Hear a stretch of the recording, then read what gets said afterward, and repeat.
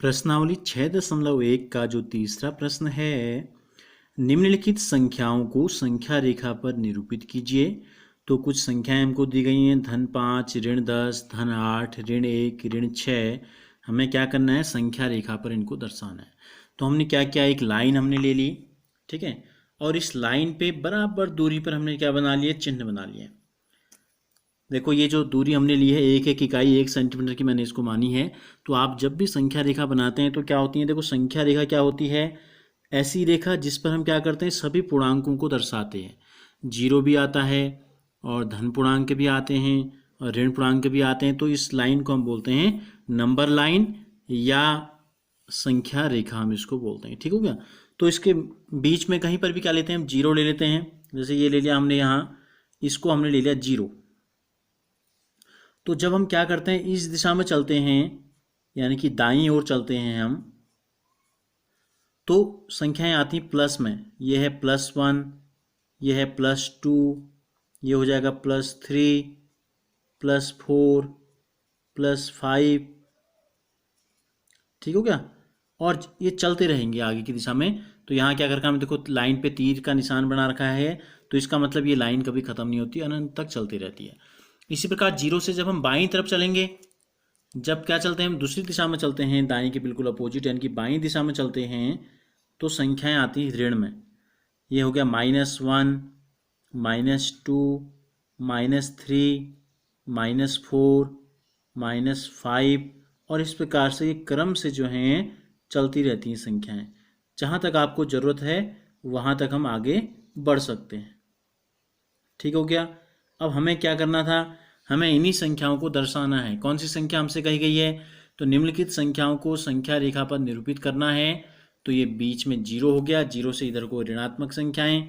इस प्रकार से हम लिख सकते हैं, जीरो से इधर को जो होते हैं, ये होते हैं आपके ऋणात्मक पूर्णांक। ये क्या होते हैं, ऋणात्मक पूर्णांक। और जीरो से जब हम इस दिशा में चलते हैं, तो ये सारे ये जो पूर्णांक होते हैं, इनको हम बोलते हैं धनात्मक पूर्णांक। जीरो न तो धनात्मक होता है और न ऋणात्मक पूर्णांक होता है।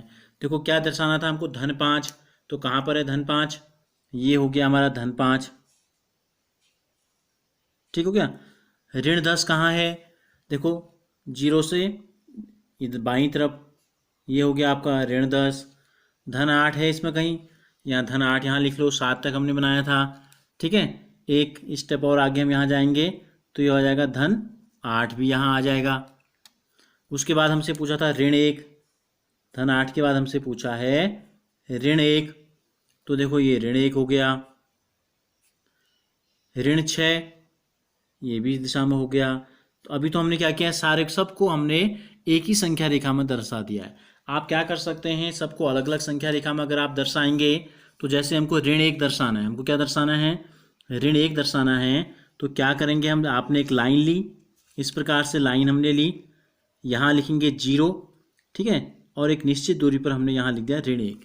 तो ये संख्या रेखा पर ऋण 1 को दर्शा दिया हमने। ऋण 6 अगर हमको दर्शाना है इसी प्रकार से, तो क्या करेंगे, ये दूरी हमने ली, इस प्रकार से एक लाइन लेंगे, ठीक है, और इस पे बराबर दूरी पे चिन्ह बना लेते हैं। माना ये 0 से हमने स्टार्ट किया, ये हो जाएगा -1, -2, ठीक है, -3, -4, -5, -6। तो ये हो गया आपका -6, यहाँ -6 दिखा देंगे, यहाँ दिखा देंगे 0। तो इस प्रकार से भी आप सबको अलग अलग दिखा सकते हैं। ठीक हो गया, या एक साथ हमने यहाँ दिखा दिया। और सबको आप क्या करेंगे, आप जब अभी काम करेंगे इसको देखने के बाद, समझने के बाद, तो प्रत्येक के लिए अलग अलग संख्या रेखा इस प्रकार से बनाएं। और दूसरी चीज़ संख्या रेखा में क्या होती है, देखो जब हम यहाँ से इस दिशा में बढ़ते हैं, या हम देख लें ये तीर का निशान जो मैं बना रहा हूँ, ये जो दिशा है अनंत तक जब हम आगे की तरफ जाएंगे, तो ये संख्याएं जो हैं आरोही क्रम में हैं। किस क्रम में है, यानी कि हर अगली संख्या जो है पहली वाली संख्या से बड़ी होती है। ठीक है, आरोही अवरोही आपने पहले अध्याय में सीखा है अच्छे से। तो इस प्रकार से हम संख्या रेखा का कई प्रकार से उपयोग कर सकते हैं।